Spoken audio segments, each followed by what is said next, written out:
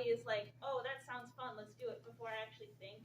And it comes out with my words too. My sister knows, especially, that I don't really think things through. I just go with whatever, especially if somebody suggests something. I'm like, oh, that sounds awesome. Like, it's a thing.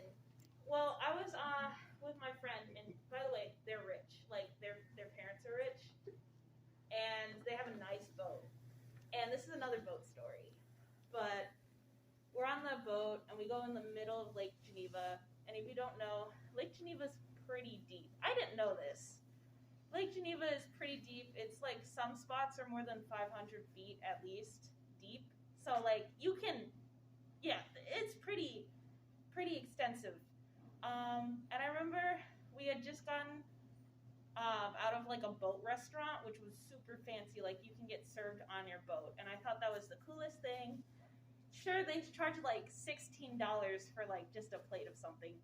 Outrageous, but it was like, wow, cool. And I remember they took us out of the middle of Lake Geneva, and I remember seeing my friend Isabel. They had just gone off and just jumped right off from the boat and started swimming. And then their mom did. And then I remember thinking, oh my God, that looks so fun. That looks so fun.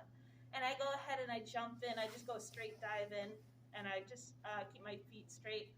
And I remember, like, I have my eyes closed. And I remember I keep sinking. I keep sinking. Like, and I continuously sink.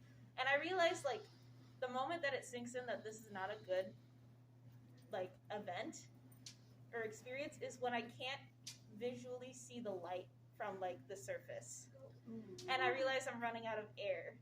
And I also realized I should probably stop sinking and I should start like paddling my way up. And it takes forever.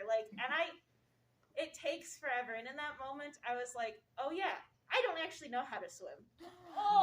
I do not. No, I can barely doggy paddle. I can just barely. And I remember thinking, I'm going to run out of breath. And I remember I just break the surface right in time to take a big gulping air.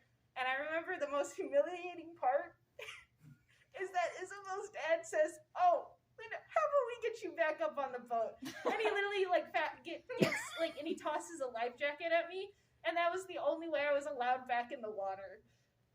So lesson was that I should think probably more before I actually go and do stuff.